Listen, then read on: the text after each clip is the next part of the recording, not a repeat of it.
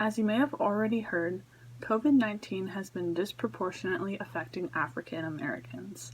That is to say, a much larger portion of African Americans are dying from the coronavirus than any other racial group in the United States. I've been thinking about why this is happening and what we can do to help. In Louisiana, for example, 70% of all coronavirus-related deaths are Black people, while only 32% of Louisiana's population is Black. The reason so many more African Americans are dying from this illness has nothing to do with genetics and everything to do with the way society treats Black people. According to Dr. Camara Phyllis Jones, a family physician and epidemiologist, Black people are getting infected more because they are exposed more. Due to the continued loop of Black Americans lacking access to quality education and therefore lacking access to high-income, white-collar jobs, many of the frontline grocery store workers, sanitation workers, and food processing workers are African American.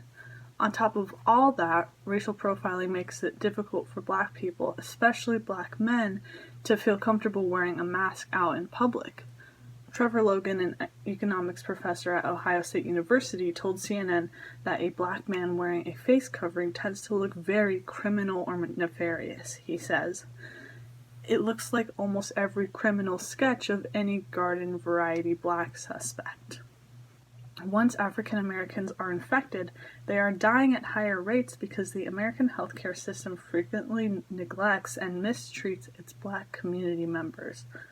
According to the American Health Association, racism is a driving force of the social determinants of health, like housing, education, and employment, and is a barrier to health equity. The truth is, we live in a country built on broken systems that treat certain people worse because they have a different skin color. Now, you might hear all this and feel hopeless. What can be done about this problem? How can we change an age-old system of inequality? Luckily, it's not up to one person. It's up to all of us. The first thing we can do is something we're hopefully already doing, and that is to stay home as much as possible and follow all of the CDC recommended safety precautions so that we can protect our frontline workers and other vulnerable community members. Another thing we can do is to contribute whatever we can to the cause. Make face masks for hospital workers. Cook or provide other needed services to vulnerable groups in our neighborhoods. Donate to relief funds. Black Entertainment Television, for example, is running a fundraiser to help communities most impacted by COVID-19.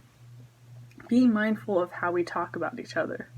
We must remember that the reason Black people are dying faster from the coronavirus has nothing to do with genetics or individual effort or life choices, and everything to do with systemic racism. So, now, the big question. What can we, average citizens, do about the massive issue of institutionalized racism?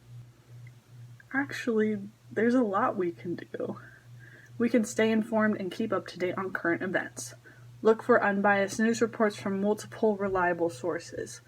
Stay informed especially on topics such as criminal justice, housing, healthcare, education, lawmaking, and voting rights. Research ballot measures and candidates. Are they protecting marginalized groups? Check out justfacts.votesmart.org and usa.gov/voter-research. Both sites have some good resources to help with that research. Vote in both the national and local elections.